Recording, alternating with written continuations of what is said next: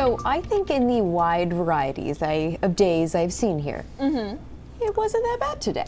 Look at liked it. you. This is great progress. I know, right? Actually, today was very nice, I will say. Today was know. really Yeah, nice the sun day. was out, made a huge difference. And we keeping an eye on a storm, Yes. so it helps. We've been keeping an eye on this storm, and I've been saying if you have run out of places to put your snow, then you are going to really enjoy the way that this storm has trended. If That's you're a winter weather fan, though, unfortunately, I Right. have bad news for you. But here's a look at some of our wind chills across the state right now. So the sun is out. That does make things feel a little bit warmer. However, it doesn't actually get factored into our wind chill when calculating it. And wind chills across the state right now, mostly in the single digits above zero or the single digits below zero. Though there are a few spots like Rangeley feels like -24, feels like -18 in Greenville right now, feels like 0 in Waterville, feels like 10 in Wiscasset. So we do have a good bit of sunshine this afternoon and early evening, and we'll have mostly clear skies overnight. That will cause some radiational cooling. Therefore, our overnight low temperatures will be very cold once again, dropping down below zero. And then I think tomorrow is the better of the 2 weekend days. If you do want to get out, have some outdoor plans, for example, it will still be cold, high temperatures in the upper teens to lower 20s, but we will have a good bit of sunshine. And then Sunday is where things start to change a little bit.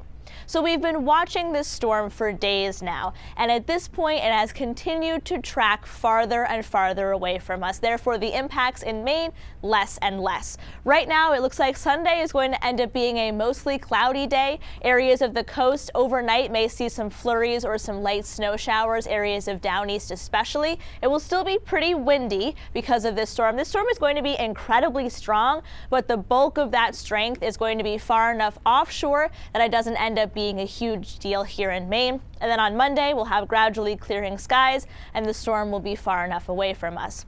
So this is our snowfall forecast. Areas of immediate coastal down east Maine and that 1 to 3 right there, interior down east to trace to 1, and the rest of the state not expected to see any snow at all. And our peak wind gusts, it still will be windy during the day. Wind gusts across the coast about 30 to 40 miles per hour, inland about 20 to 30 miles per hour. There may be some isolated outages, but not expecting too many of those. So this storm summarized. The snow impact here is minimal to none. This storm is going to be pretty far offshore.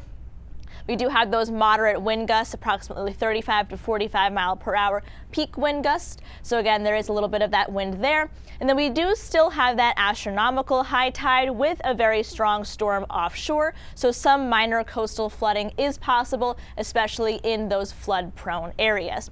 So why has the impacts of this storm greatly reduced? We're going to mention the 40-70 mark. Again, that's that red dot right there. And if you want a big snowstorm in Maine, you want this center of low pressure to be over that red dot. But since it's much farther offshore, we don't get a lot of impacts from this storm.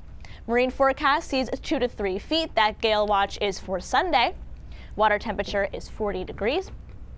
So here's a look at that 7-day forecast. So we have a lot of sunshine during the day tomorrow. It's going to be very cold again, high temperatures in the teens and low 20s, though technically warmer than it was today. Areas inland, I said just cloudy and breezy for Sunday because the storm will be so far offshore. For the coast, some flurries, especially in down east Maine. It will still be windy throughout the day. I think some of that wind will linger into the day Monday, especially the first half of the day that will be clearing out. And Bryan and Bailey, the rest of the week looks fairly calm. And our temperatures are a bit closer to normal, upper 20s, lower 30s. That's where we typically are this time of year, and we're actually reaching the coldest point of the year in terms of our averages. Once we get into February, those average highs start getting warmer again. Okay, that's the hope of it all, right? We'll turn it around. We'll turn the corner back to summer. All right, Dana, thank you.